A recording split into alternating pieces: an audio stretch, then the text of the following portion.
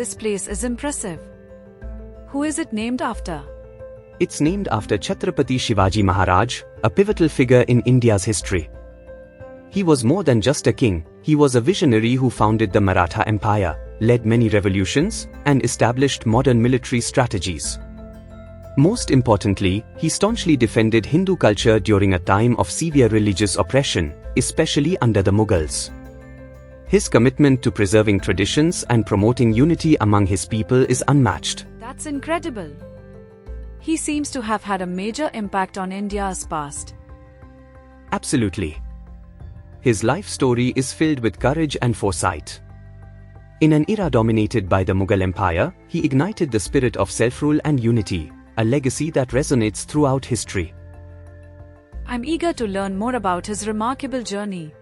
Chhatrapati Shivaji Maharaj, originally named Shivaji Bhonsle, was born to Shahaji Bhonsle and Jijabai on 19 February 1630, at Shivneri Fort in Maharashtra.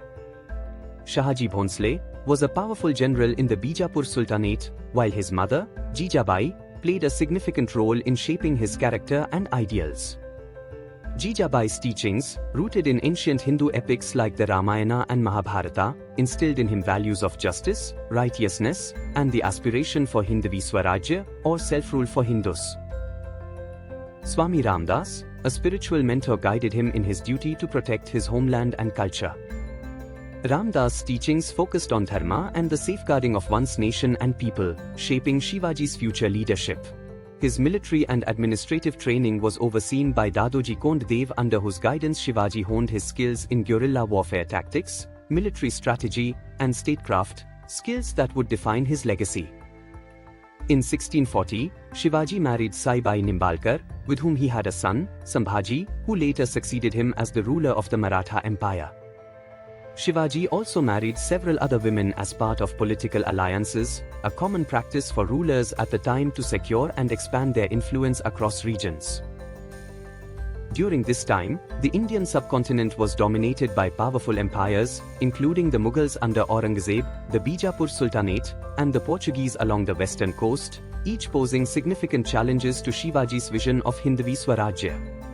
At just 15 years old, in 1645, Shivaji launched his first military campaign by capturing Torna Fort, marking the beginning of his remarkable conquests.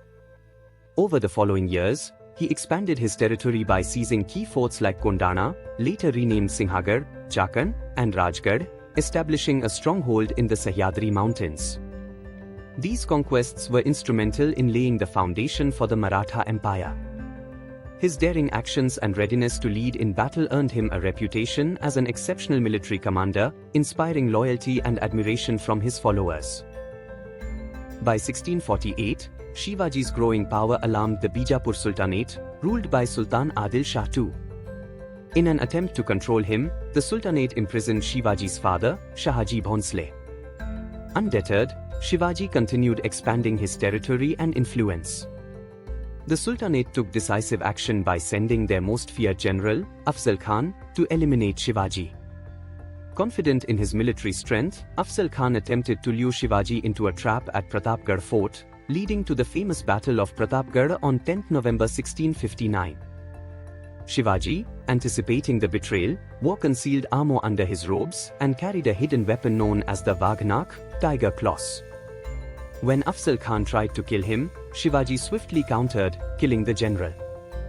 This victory marked a significant turning point, sending a clear message that Shivaji was a force to be reckoned with. It boosted his confidence and cemented his reputation as a formidable leader.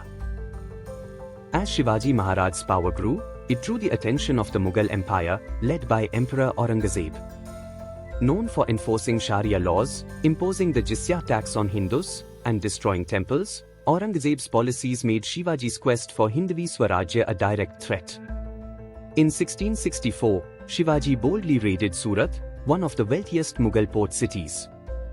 Surat was a major center for trade and wealth under Mughal control.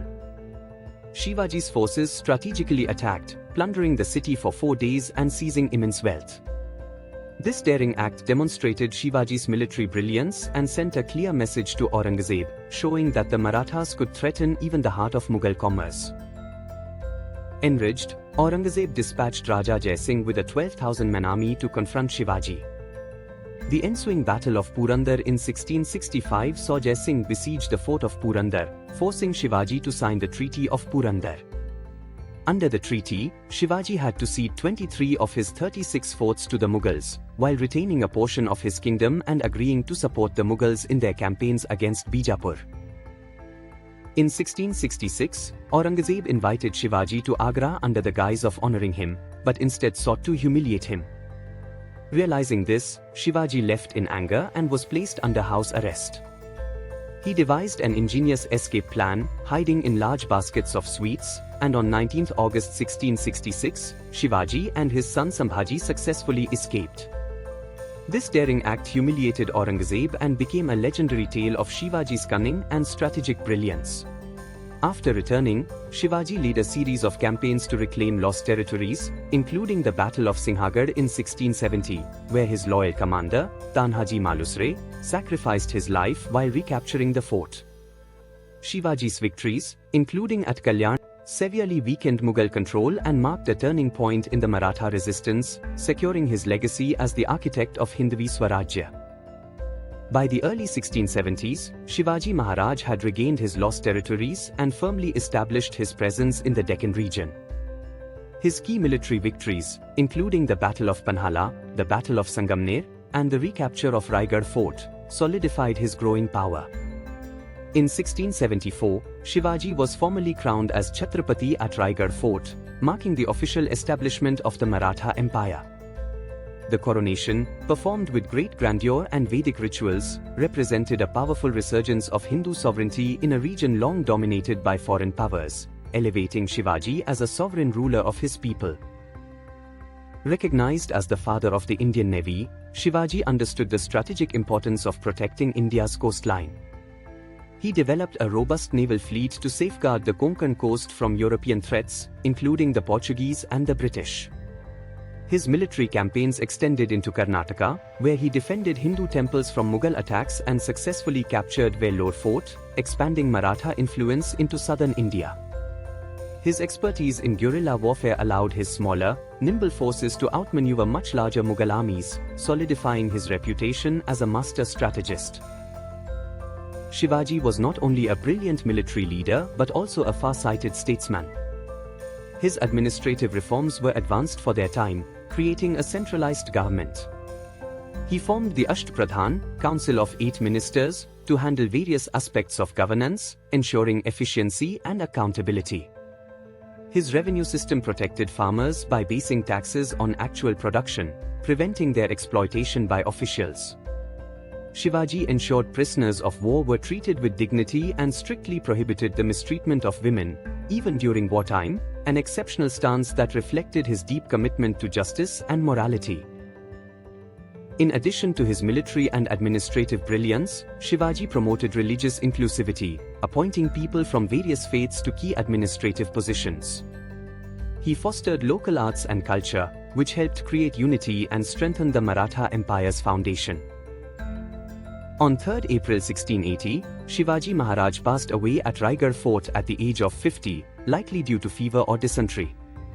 His death marked the end of an era, but his son Sambhaji succeeded him, ensuring the continued growth of the Maratha Empire as a dominant force in India.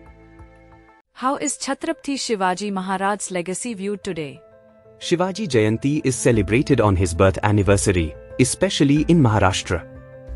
It was initiated by Mahatma Phule in 1870 and promoted by Bal Gangadhar Tilak to honor Shivaji's bravery and leadership. What do you think contributes to his lesser-known status outside Maharashtra?